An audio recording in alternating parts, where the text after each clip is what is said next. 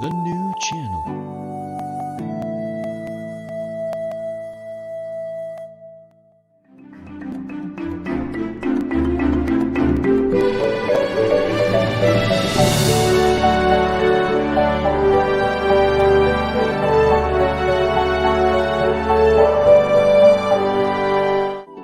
The new channel.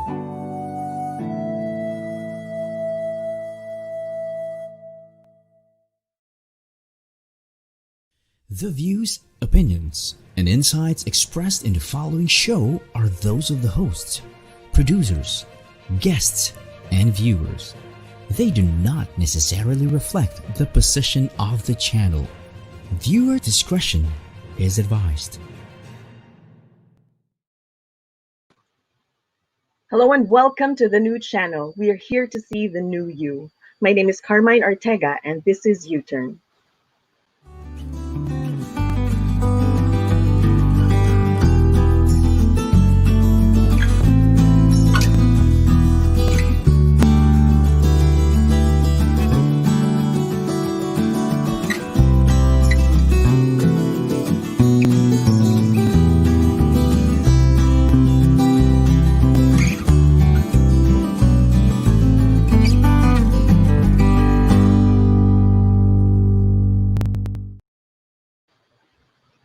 Good Monday morning, U-Turners! Kamusta kayo?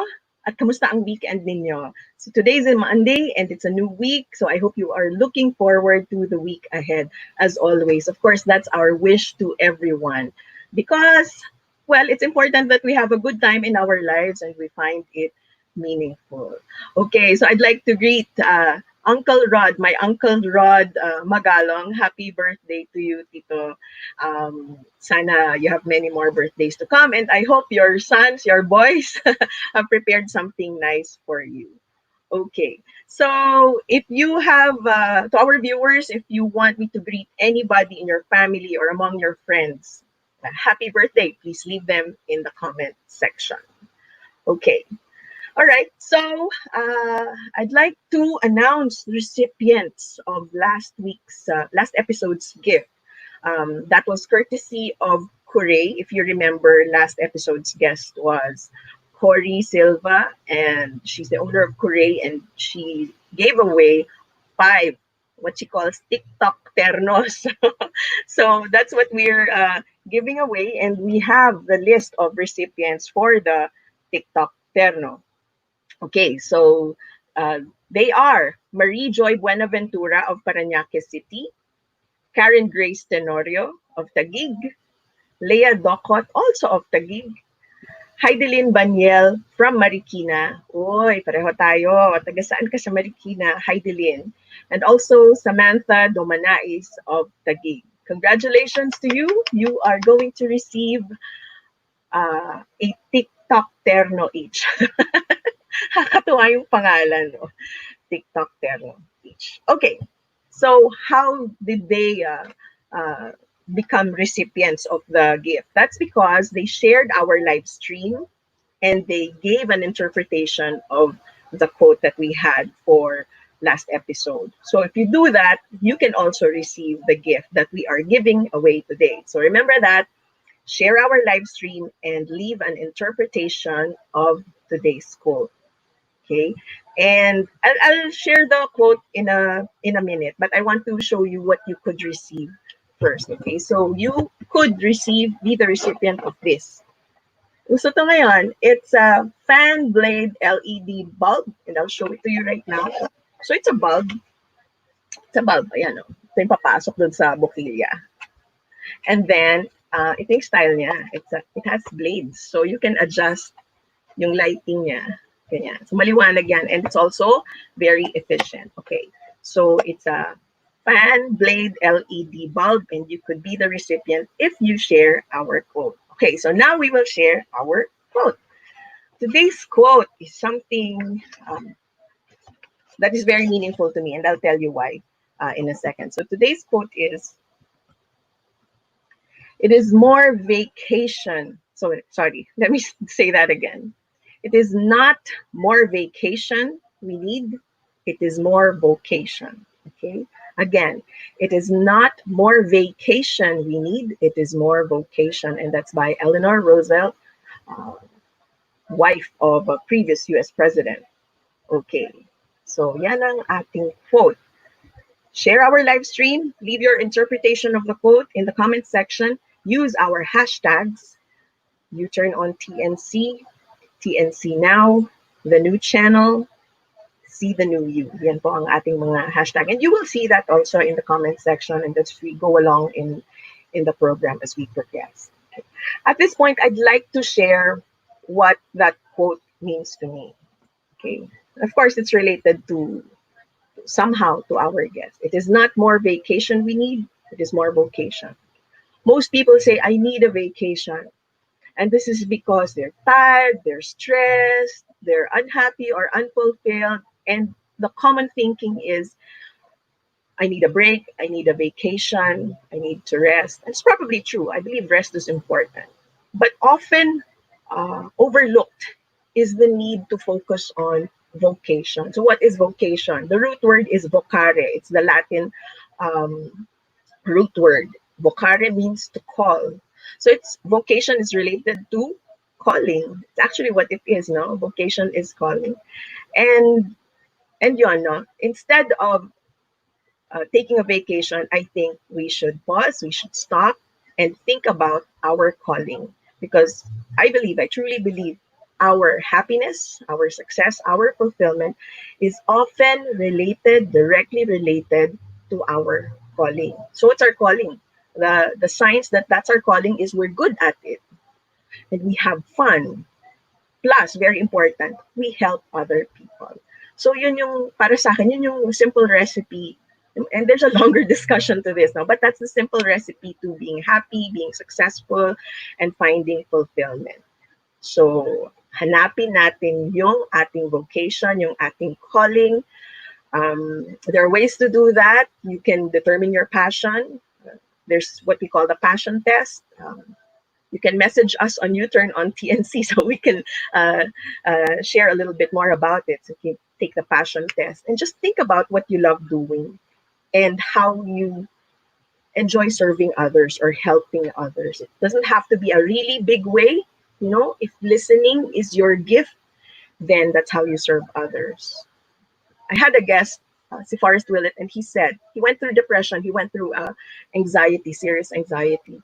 He said the more he focused on others, the happier he became, the more fulfilled he became. But the more he said, kawawa naman ako, the unhappier he became. So think about that. Okay, that's my take on the quote.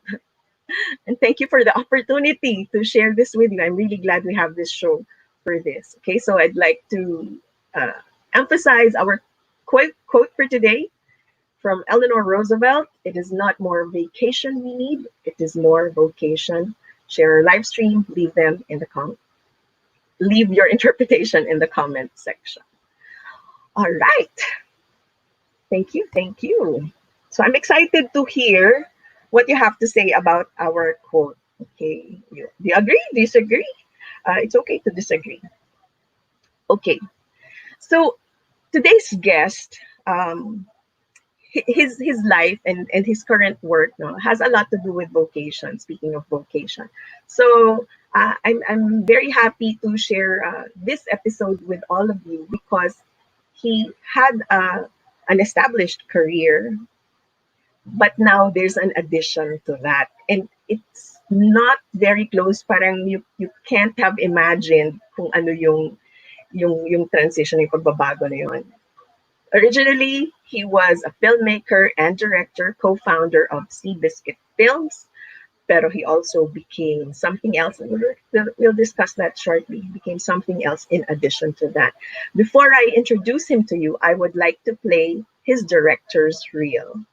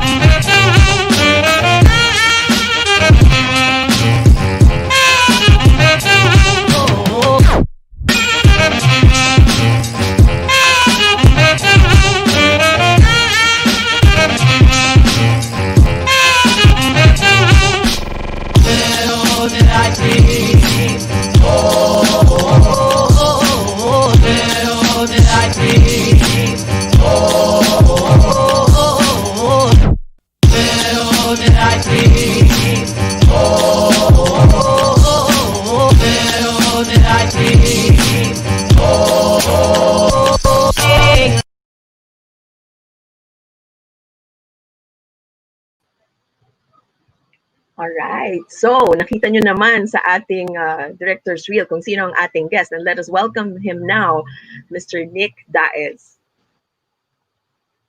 Hi, Nick. Good morning. Hey, Carmine. Thanks for having me this morning.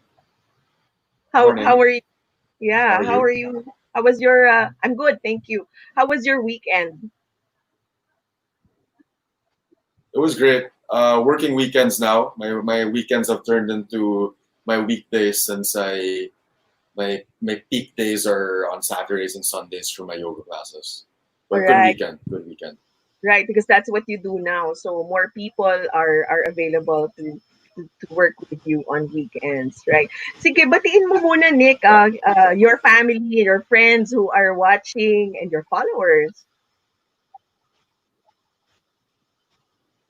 Yeah. No. Thanks so much for watching and I guess supporting this new journey.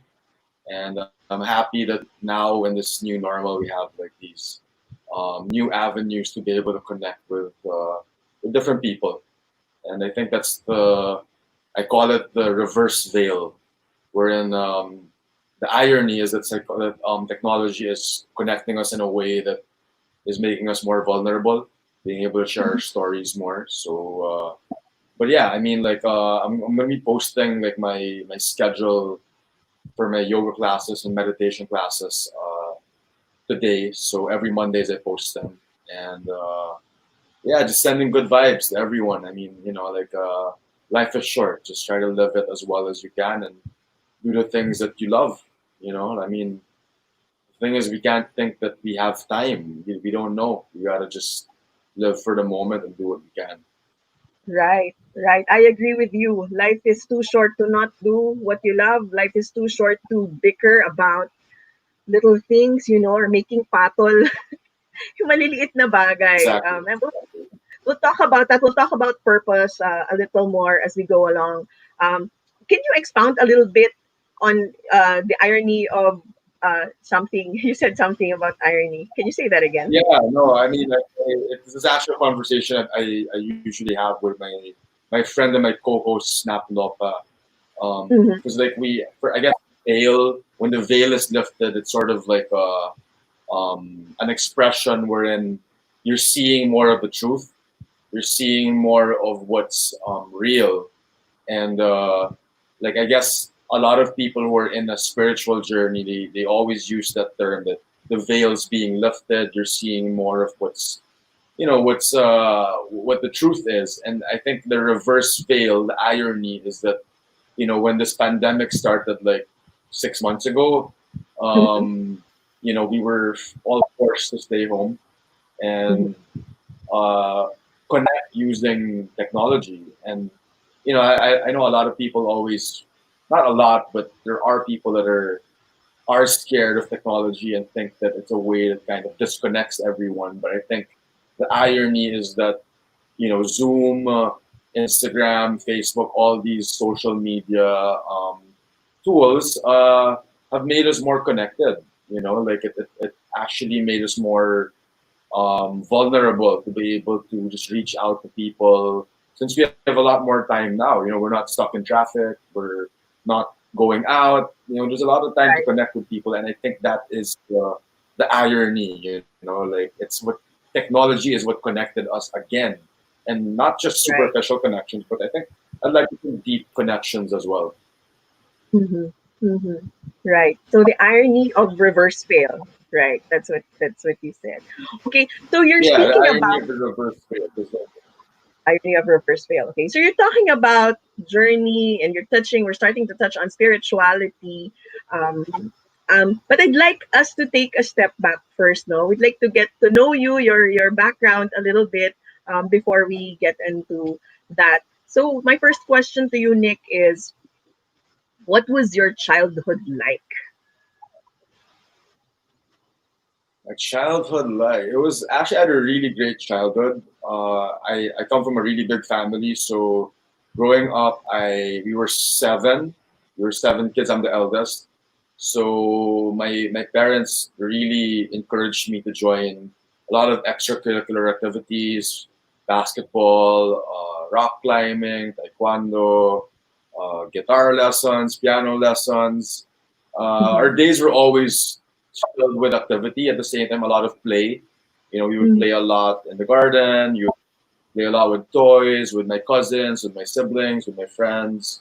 So there was a Mhm. lot of social interaction, a lot of stimulation, a lot of challenges in terms of learning a sport, group dynamics. When I was 11, I went to summer camp in Denmark. Basically, it was called CISV, Children's International Summer Village. And looking back, it was a very defining moment in my life because, it was the first time I spent a month, like Mhm. with other kids from different countries, being able to relate to them and adapt to them as well. So that really opened my eyes to like different cultures and like different ways of living. And I think that really set the tone for, I guess, what I wanted in life, in terms of being able to learn from different cultures and at the same time find those intersections where you can Mhm. connect with somebody and not just judge a person based on how they look, but to know that we're all the same. So I think that was really, I'm glad my parents, because I actually asked them to like send me there because I learned Mhm. about it from like some of my friends, and it is a privilege, really a privilege to be able to have that opportunity and to be able to expand in that sense. Okay. All right. What was it like to be the eldest among, that many siblings in the family? You're the eldest, right? I'm the eldest, yeah. So we're actually nine siblings now, and it was honestly I never really assumed the role till maybe the past couple of years. Like when I was Mhm. growing up, I just saw them as playmates. There wasn't really a hierarchy. I mean, like yeah, I was a type to like always make utos and like hey, can you do this? But it wasn't like I didn't assume the role in the sense that I was giving them advice, trying to be that big brother. Mhm. Um, I guess because like I didn't see the need to at the time.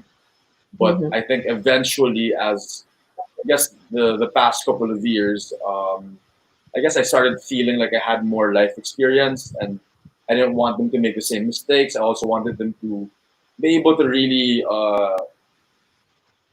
be mindful about the way they were living their lives. Because I think, like I think I was very privileged in the sense that I lived a life of pleasure, growing up. And a lot of my friends also didn't have to, we just had to work hard in school. And I didn't even really resonate with that. Like for me, it was more like I wanted to just have fun. And I did Mhm. well in the subjects I enjoyed, I do well in the subjects I didn't like. And Okay. it took me a while to really assimilate and integrate that idea. What subjects did you love? I loved history, English. I loved creative writing. What else? Did I? Anthropology. Mhm. Things that had to do a lot with stories, media.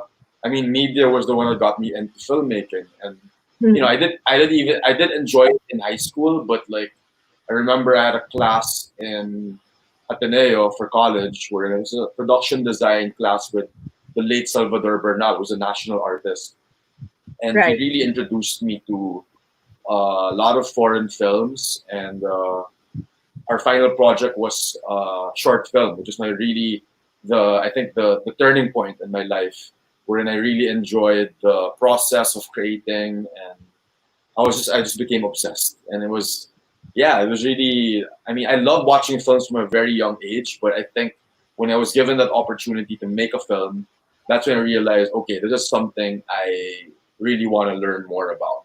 It wasn't like, oh, I want to be a filmmaker. It was more like I want to keep doing it. So I think that was sort of like the one of the big shifts in, I guess, my young adult life moving into career. Right. Right. Okay. So you learned from a professor during your college years, and that's what led you to being in filmmaking now.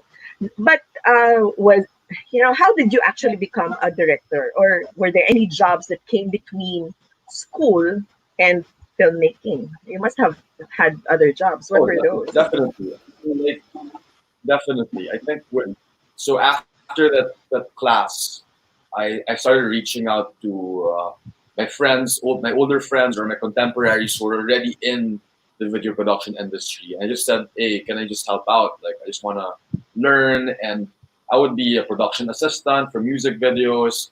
I apprenticed for Mark Maley, who's a film and commercial director, just for a couple of months. And but I think the learning really came from actually doing it. So I had some high school friends who were also into filmmaking and creating content. We decided to work together and do these really short documentaries on people who we admired. So it was called WYD, Why You Do What You Do. It was the brainchild of one of my good friends from high school. And, he already had like a season one. And I told him, maybe we can do a new season together, just Mhm. play and see how we mesh. And it was just so much fun. We featured Carlos Sildran, the late Carlos Sildran, Norman Black, the coach of Ateneo, Right, Blue basketball. Eagles. I mean, Arana, the fashion designer, Rhett Ayala, another fashion designer. Who else? Nico and Katu Bertolano. They were entrepreneurs and graphic designers. So it was like school at the same time. It was also a way to refine your skills with the way you talk to people, the way you get to know people. And it was a documentary, so it was fun. You really got to immerse with them, Mhm. and that was sort of the pivot. I mean, that was really the our big break. Rhett Ayala gave us our big break. Um, Mhm. he asked us to do a fashion film for his 20th anniversary, and it was a big deal. I mean, we didn't really know the gravity of it until the video came out. And after that, a lot of brands started coming up to us saying, "Hey, can you do this? Can you do that?" And we were like, "Yes, yes, yes, we're ready." We did from construction videos to corporate videos to even like we did a video for Nike with Manny Pacquiao. It was really it came out of nowhere, and like we didn't even plan to be a production company. It just happened very organically. I think it was Nestle. They asked us, "Do you guys are you guys incorporated?" And we were like, "No." And we were like, "You should get incorporated so we can get you, so we can get you accredited, we can get you as a supplier." So it was very, very organic. There was no business plan. There was no intention to be a business. The thing that you Mhm. were really thinking about was like, best outcome would be to have the documentary series on TV to be syndicated, and that was really the initial goal. But it evolved into something so much bigger. Okay. All right. Um, Let me backtrack a little bit, no? So you leaned into this filmmaking production, you apprenticed, etc., etc. To me, that's called leaning into it, and something that I teach or I share with my participants because I'm a trainer. Um, Leaning into it Yeah. means you do something about, let's say this is your current situation, but you want to do something else. What you can do is to lean into it. So to get to that other thing, you lean into it by for example, joining an organization that's related to that other industry that you're eyeing. No? So that's what I'm seeing with your story. More and more, you leaned into what you want to do, which is filmmaking, produce films, and tell stories through that medium. My question is, did you always want to do this? You know, what was your dream when you were little? What did you want to be when you grew up? It's funny when I remember when I was in uh, kindergarten. Like they asked me, "What do you want to be when you grow up?" I wanted to be a doctor actually. Like, and then Okay. it eventually evolved to me thinking about being. I love reading books and I love writing. I thought I wanted to be a writer, and then at the same time, I was shifting between that and psychology. Like I also thought about being a psychologist. Actually, my course in Ateneo was communication and psychology, so I seriously considered it.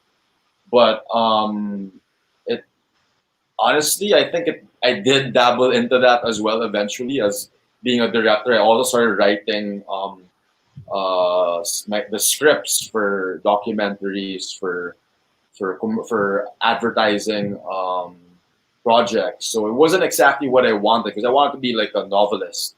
I wanted to be a psychologist. So, but I think I eventually used those tools as a director, and also I guess like just my being being a storyteller. You know, it didn't become like my profession like specifically, but I think the skills were definitely applied and still continue to be part of my work.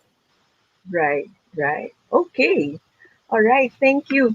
Um, I have a my next question will be about you know what happened.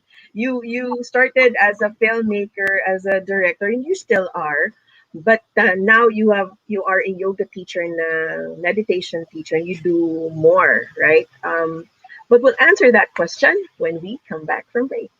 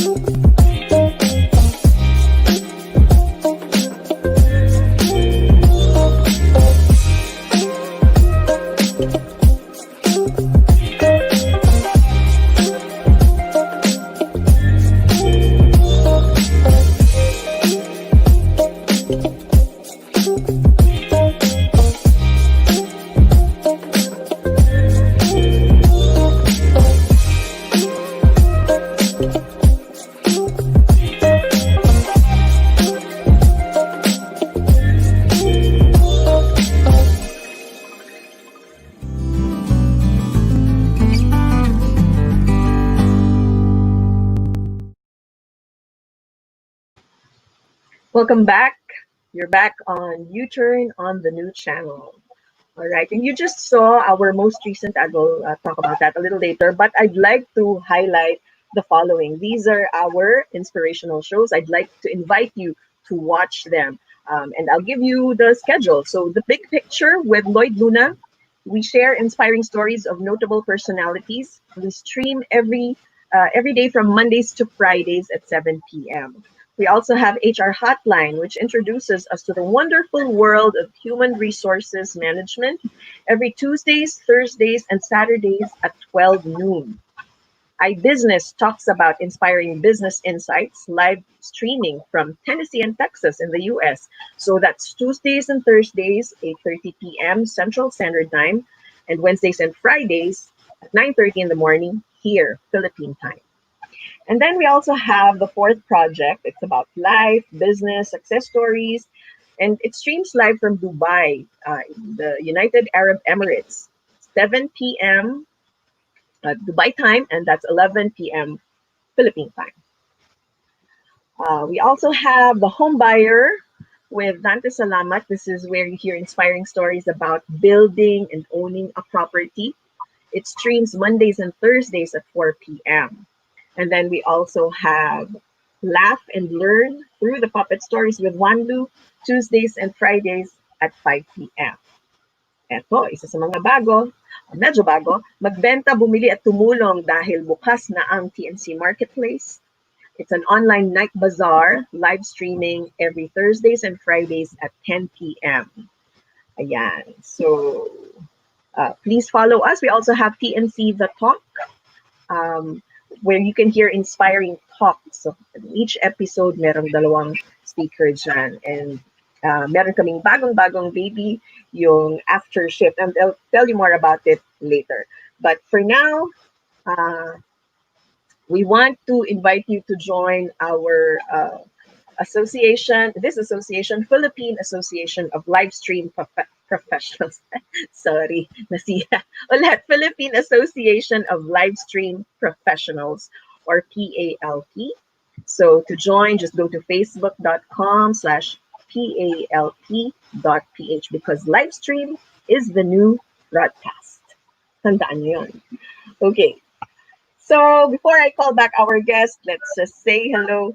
Join me, Nikki, as I say hello to these people who are watching live right now. Wyatt Akas is saying, "Good day, everyone, from PPA Zamboanga del Norte po." O, diba? We have viewers from all the way from Zamboanga. We also, right.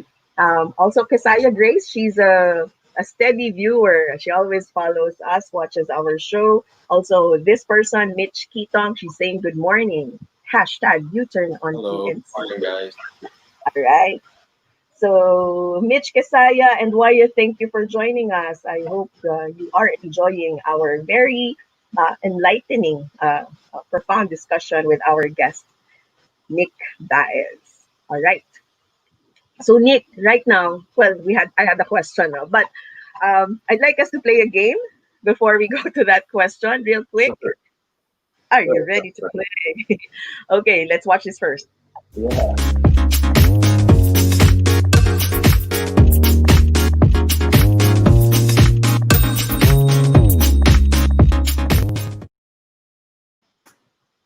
All right, so it's called Quick Turn, and it's a way for us to get to know you better, talking about random things, whether you like them or you love them or you don't like them at all. All right, so I'll mention random things or activities, and tell us how you feel by saying right turn if you like, left turn if you don't like, U-turn if you love. Okay. Okay. All right. Okay. Biology. Left turn. Halo-halo. U-turn. Okay. Sinigang na baboy. Right turn. Right turn. Okay. Ito actually choice siya, no? I just want to know, are you a tourist or are you a traveler? There's a difference. I'd like to think I'm a traveler. All right. Yeah, me too. Jeans, as in maong. Right turn. Table tennis,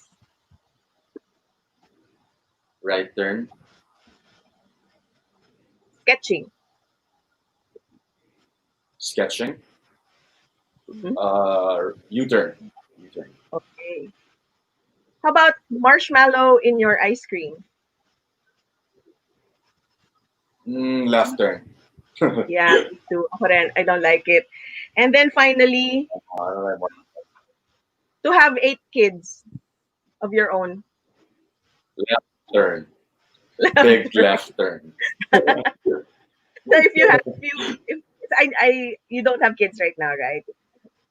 No, I don't have kids. If you were to have kids, how many kids would you like to have? Two max. A girl Two. and a boy would be ideal. Okay. All Yeah. right. Yay, great. And that concludes our little game. Thank you for sharing a Of little bit more about you. course, of Okay. course. All right. Okay, so Nick, let's go back to your story and your journey from being a filmmaker, and you still are, like you keep saying, filmmaker, director, into producing films. You have somehow become a yoga and meditation teacher. How did that happen? It's like two different worlds there. How did that happen? So yeah. I mean, like a couple of years ago, around 5 years ago, I life happened. A lot of like, I mean, my marriage ended, so we got really I got really desperate. Like I didn't know what else to do. I reached out to a cousin of mine, and I knew she was into meditation. I just said, hey, maybe I can, like, you can invite me to one of those classes that you join. And I went to, I joined this gathering in Magallanes, this Hindu gathering wherein they were doing, like these golden cloud meditation, and I loved it. I mean, I was the only guy there, and a lot of them after the class said, invited me to join a Kundalini yoga class. So at the time, I'd never heard of it, and like they just said, just come. An American lady teaches in Forbes. Just it's a beautiful place. Just try it out. So I went. Like I think the next night, and it was a powerful experience. Like it was unlike anything I've ever been through. It was a very visceral experience. Just off the bat, I experienced something otherworldly, and I was Mhm. hooked. Like for the next couple of months, I just kept going back to class, and like I started building a relationship with the students who were joining, with my teachers, and it led me to India, led me to New Mexico, and it wasn't because I wanted to become a teacher.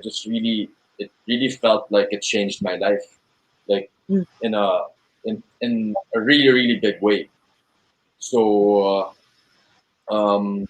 like fast forward a couple of years, like I was deep into the practice. Some people were saying, "Why don't you join teacher training?" And I was like, I don't really want to be a teacher. And then one of my friends was like, no, you don't need to be a teacher. Just I like she did teacher training because she wanted to deepen the learning, deepen the practice. And I was like, oh, I like that idea. I want to deepen the practice. And so I went to New Mexico for my teacher training. That was 2 years ago, and yeah, it was amazing. It was very difficult, very challenging, amazing bunch of people. You're around 60 from different parts of the world, and it just opened me up in a way I never thought I would open up. And Mhm. when I got back to the Philippines, I just felt an overwhelming pull to teach, to share it. Like it just felt like I had learned too much. I can't not share. And that was the beginning of the journey of teaching. It wasn't planned, it just happened. Right. Right. Okay. So during this time when you were, learning and immersing yourself into the practice, learning from teachers, you went through teacher training without the intention of becoming a teacher originally. Um, what? Correct. Did you take a leave of absence from filmmaking? Because developing yourself and being immersed in the practice Yeah, takes a lot of time. You're smiling. pretty much.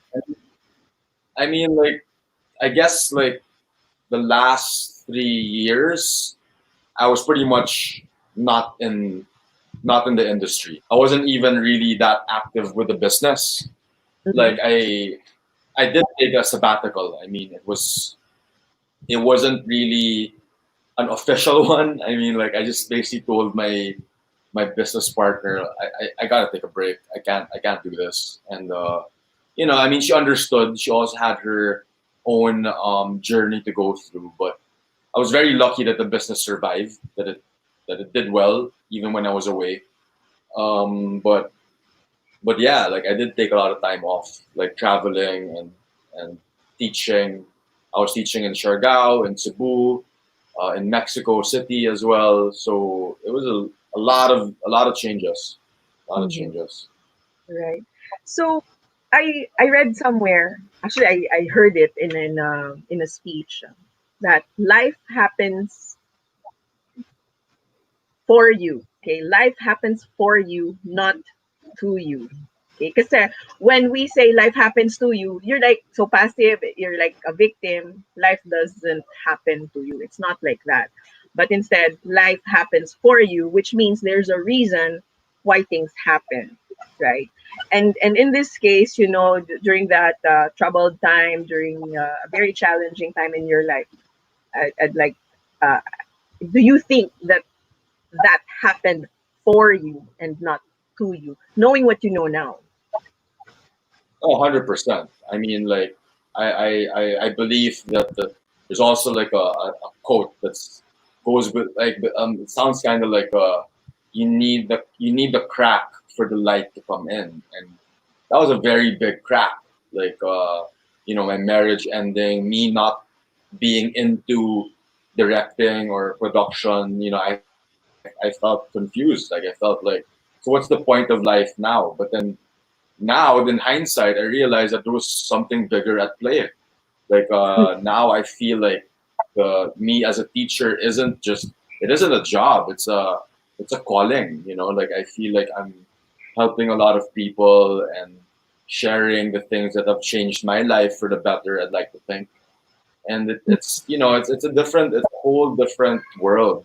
The wellness world, and I love it. I love how everyone's so giving and generous with their time, and they really want to help.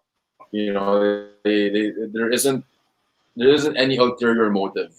I mean, being in the I'd like to think I was in the corporate world as well, and the advertising world, and like I mean, it's exciting, it's very stimulating, but it gets old too. Like especially when you know that you're helping brands that aren't exactly doing a lot of good. And I think that that's for me. I mean, that was a phase that I'm glad I went through. But now I'd like to think that there's something. There's a higher purpose now. Like it isn't just about making money. It isn't just about making a name for yourself, building a career. Now with me, it's really about helping other people, and that's for me. That's what fuels me now. It's not just passion. Passion can only go so far as well. Like you need to have something bigger than you, and I think that's something that I found. And will it evolve? Of course, it will evolve. Like I mean, it's not going to stay the same, and I accept that. I know that eventually it's going to transform into something different, and I'm actually excited for that. To be honest. Right. I agree with that. Passion can only take you so far. There has to be something bigger. That's why earlier I said, no, no, it's not enough that you do what you love. You also have to serve others. There has to be that bigger meaning. Hindi ka pwedeng umangat, without bringing others up also. Of course, kanya-kanya tayo ng calling no, kung saan tayo magaling. But whatever that is, let's use that not just for ourselves, but also for others. I'm a true believer of that. So, Nick, you've Exactly. Exactly. yeah, with this growth and what you've discovered yourself, and also meaning of life, right, and journey, you came up with another parang channel to express these stories, to share these stories and enlightenment through a podcast, right? Um, yeah, so So it's called Paliwana. right, paliwanag. And so we will talk about that, but so others can have a better idea of paliwanag, we will show this video.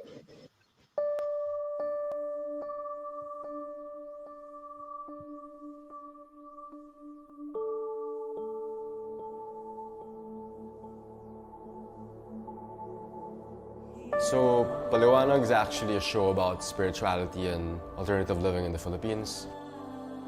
I think what's important is having experiences wherein we can expand, we can further develop ourselves and feel different emotions, different experiences in terms of spirituality, esoteric arts, and alternative practices. The show is really an evolution of that we're trying to make people more conscious. A show that constantly questions and provokes. You know, paliwanag, to shed light. All I want is for people to see that, there are different things out there, there are different experiences. Why not try them out?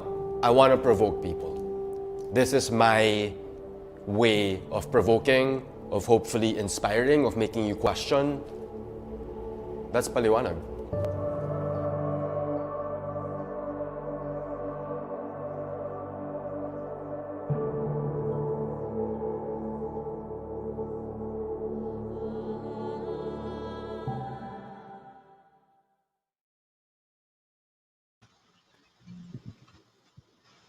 All right. So, yun ang trailer, no? It's actually on YouTube. That's the trailer to the podcast. Your podcast is called Paliwanag. And like you said, it's shedding light. Actually, na-realize ko na to us when we speak in conversations, daily conversations, paliwanag means to explain. But if you think about the etymology, it literally means to shed light, to give it light. Kaya nagkakaroon ng understanding kasi may liwanag. Yeah, exactly.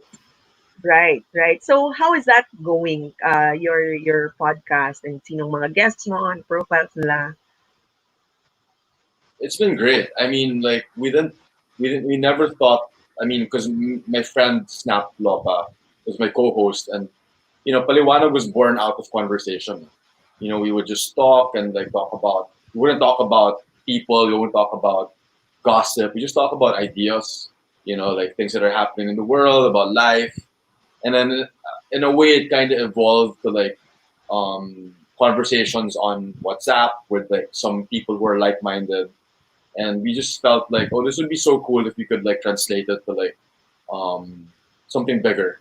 So we did start off with gatherings with just random people, and we would do it in people's houses or in some studios, and it was great. It was just really a way to connect and with strangers. And then of course when it evolved into the series, um, I was a bit more ambitious, like showing sound baths, Kundalini yoga, um, eco villages in Palawan. But at the same time, when this pandemic started, we can't travel, we can't really film as much. So we felt like the podcast would be a good avenue to just have conversations and conversations with people we admire, people we think have very strong opinions and insights. So they range from a Hare Krishna monk to a former PBA player to a psychologist to a congressman who's a theater director to like we also have some people who are in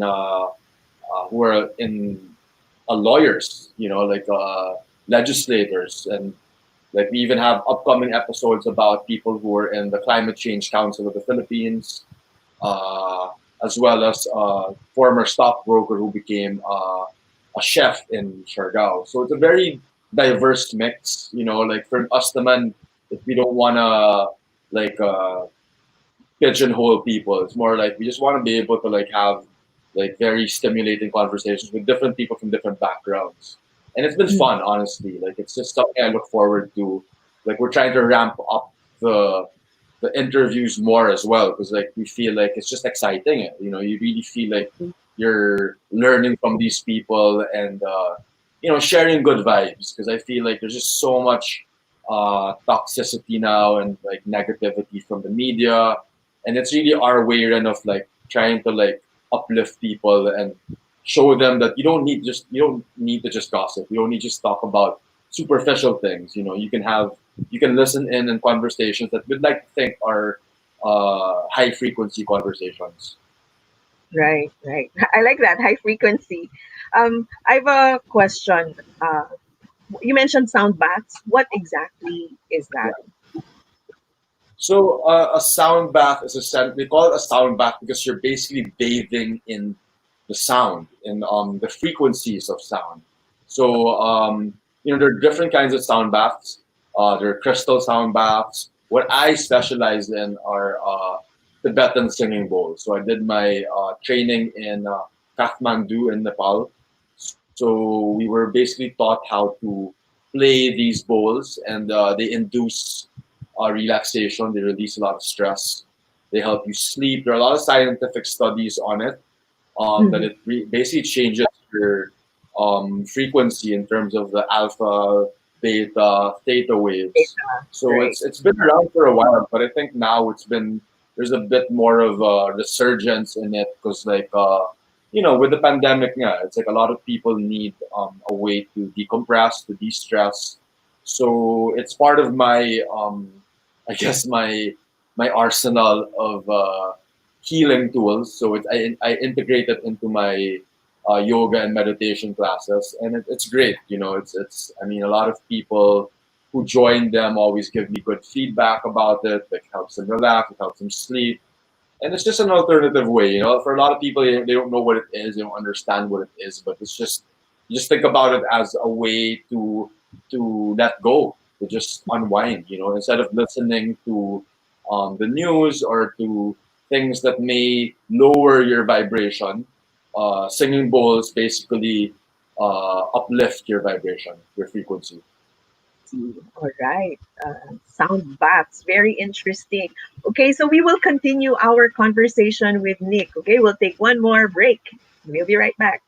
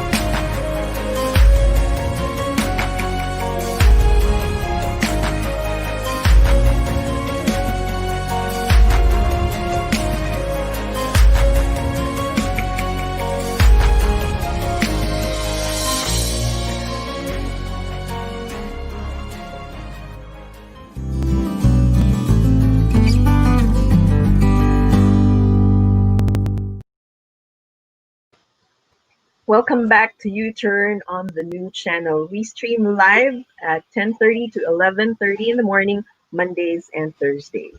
All right. And speaking of the new channel, we have a baby right now. It's our latest show, and it will premiere very soon. Let us watch the trailer.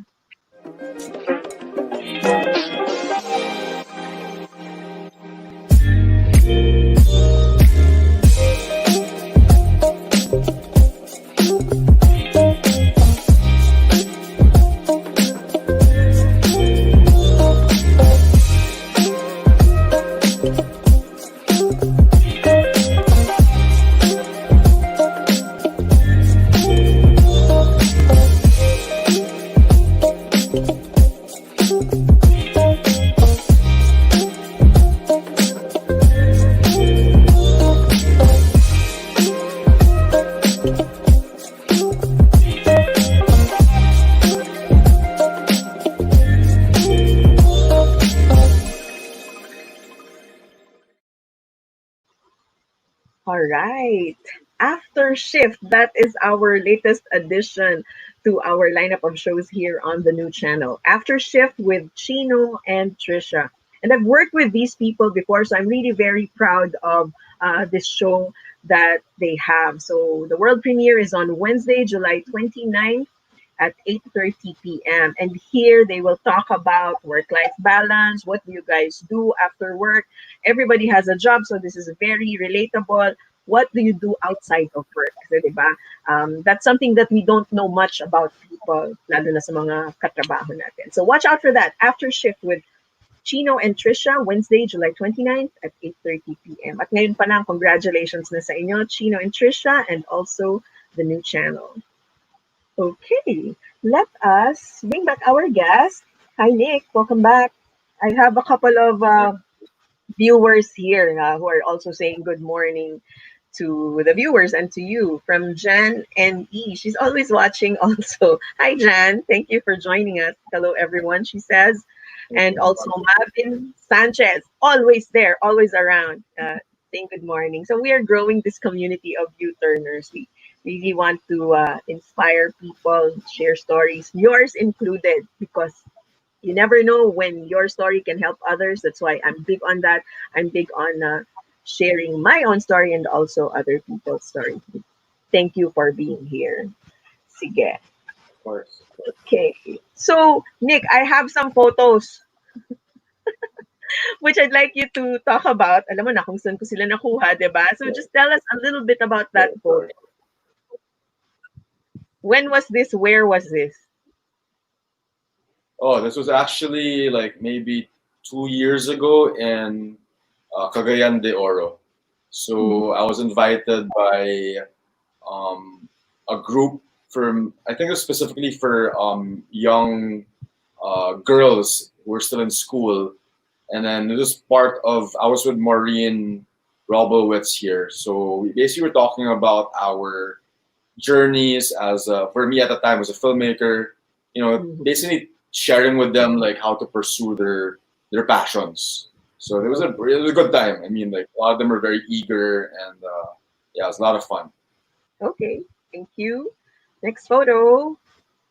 Where was this? Oh yeah, this was a special time. You were in Isabela, so a very remote island that we had to take a chopper to get to and visit the Dumagat tribe. So we were filming a documentary for Taste Made called Origins. It's still out actually online. So yeah, it was so much fun. We basically immersed with them. We filmed some of the Dumagat men trying to catch an octopus actually. So yeah, beautiful place. Like it's such a. I mean, I'm always fascinated with tribal cultures, and this was like one for the books for sure. Okay, great. And then this is. Yeah, this was probably 6 years ago with my mom. So my mom is Monique. So we had to indulge her. She wanted like a group family photo in like one of those photo studios, and yeah, I mean it was a candid moment. Yeah, She my looks mom's very great. young. I mean, she raised 9 kids. Very young. Yeah, she does. She does. It's very So, healthy. Works out a lot. Like no vices. mhm. Are you very Healthy close? living pays off. But yeah, yeah, we're close. We've developed our relationship as ebbed and flowed throughout the years, but I'd like to think we have a good relationship. Okay, great. And this? It was yeah, one of my favorite places in the world. So this was my first time I went to India. This was in the Golden Temple in Amritsar. So it's right by the border of Pakistan and India. And Mhm. the Golden Temple is one of the biggest temples in the world. It's like basically it's open to the public, and they serve meals because they're volunteers 24/7. You can actually sleep in this place, and they'll give you free food. It's just they Mhm. call it seva, which is selfless service in the Indian language, and it's one of the things that resonated with me the most. Like my spiritual name is actually Tej Seva, which means radiance in selfless service. Wow. Okay. Tej Seva. Okay. And then, how about Yeah. this? Oh yeah, this is one of my paintings. So like, I've always been into painting, but since the pandemic started, I've gotten obsessed. So I usually use acrylic paint, and I usually do abstract mixed media. So this one is a mixed media piece. It's Mhm. really honestly it's art therapy for me. It's really that I enjoy it so much. It gets me out of my head, out of my emotions. It's really been a great release, and yeah, it's opened up a lot of things like internally, and I think I highly recommend it. Even if you feel like you don't know how to paint, everyone can paint, and it's a Right. really different experience to just do it for the love of it and just to like flow with it. To let go. Okay. All right. Exactly. So, how about this? Are the works behind you in this picture also by you? No, no, no. These are like I also like collecting art Mhm. from different artists around the world. So the one on the left, the one with the horse, is from this indie artist in Berlin. The one on Mhm. the right is from Vietnam. The one behind me is a print from James Jean, who's like one of Okay. my favorite artists. All right. And those are the bowls, the Tibetan bowls that you were talking about earlier in Yeah, these picture. are the Tibetan singing bowls. So there's seven, and they're tuned to different frequencies. They represent each chakra in the body, and it's a very sacred practice when they actually make them, because they only make the bowls during the full moon, so the energies are very heightened. So this is actually my studio where I paint and where I teach my classes here at home. I So it's see. where I spend most of my time. Wow, very interesting, very profound. Okay, so I have just two more questions from you. No, one is, what are some things that you used to do but don't do anymore? With the enlightenment happening somewhere, like you still eat junk food, for example, or do you still go out Yeah, no, okay. So to that's the bars thing. with I mean, friends? I did try to. I quit drinking alcohol for a year. I've also tried to go plant based. I've had very different cycles. I tried raw vegan for a week. I did a vegan diet for a couple of months, vegetarian for in and out for a lot of different months as well. But right now, I'd like to think I'm a bit more balanced. Like I I still eat meat, but I try to eat more vegetables as well. So it's just, I mean, it's for me. I try not to label it anymore. I try not to feel bad. I grew up eating meat. I grew up eating junk food. Like I grew up, drinking as well. So now I don't drink as much anymore. I think that's one of the things that kind of fell away, and it doesn't resonate with me as much. Junk food every so often, but not for me. Everything in moderation. Like Mhm. it's funny because I used to play basketball a lot growing up. Because I come from a basketball family, they're into UAAP, all that stuff. But because I been spending a lot more time in my mom's house where there's a basketball court, and since we can't really go out, I've been playing basketball again, and I've realized that I actually enjoy it more now. You know, it's like it's just a different way of working out, different way of playing with my siblings, with my cousins, and but like I guess like I mean I don't really like to engage with a lot of gossip. You know, that for me that's I find that very depleting, and I think that you know it's not a good way to spend your time. I'd like to think so. Like I try to limit my intake of that as much as possible, and you know, like my days since I handle my own time, I think I just do the things that I like, that I enjoy, that I think are nourishing and that are creatively challenging. And I think that's you know, I mean, I spend a lot of time on my own, and I think that's healthy for me Oh, personally to be all able to right. just figure out the way your mind works. Nick, what's one piece of advice that you can share with our viewers? Like, if it were up to you, what's your message that you want them to take away from you, from listening to you, and from this episode? For me, I think the one advice I would like to share is to um, find your take an active part in figuring out what drives you, what gives you a sense of purpose and meaning.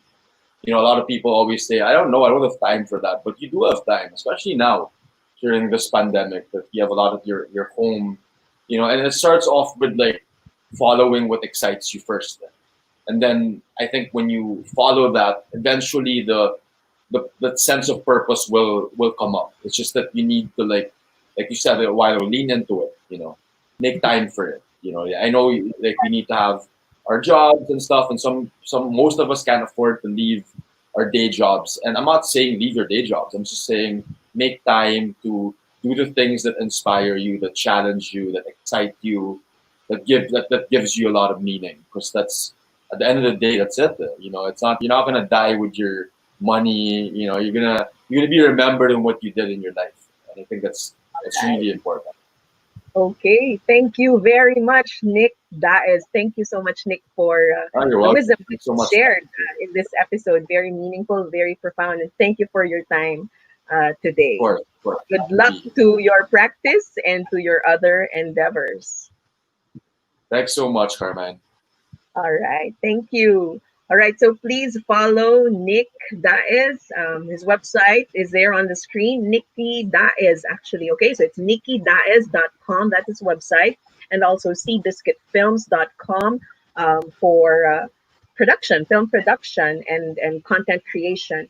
Uh, you saw the trailer of Paliwanag, which is the podcast. Okay, so that's on YouTube. That's their channel. It's called Paliwanag. And finally, you can follow Nick at Nick Daez on Instagram. So remember that.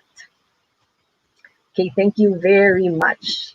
All right. So up next, after our show at 12 o'clock, is the talk, TNC The Talk, that's hosted by Dennis Calamba. So you will get to listen to inspiring talks from guests. So please stay tuned and watch out for that. You can watch it while uh, having lunch. Listen and be enlightened as well while you have lunch. Okay. Thank you very much. This has been a very nice episode for me.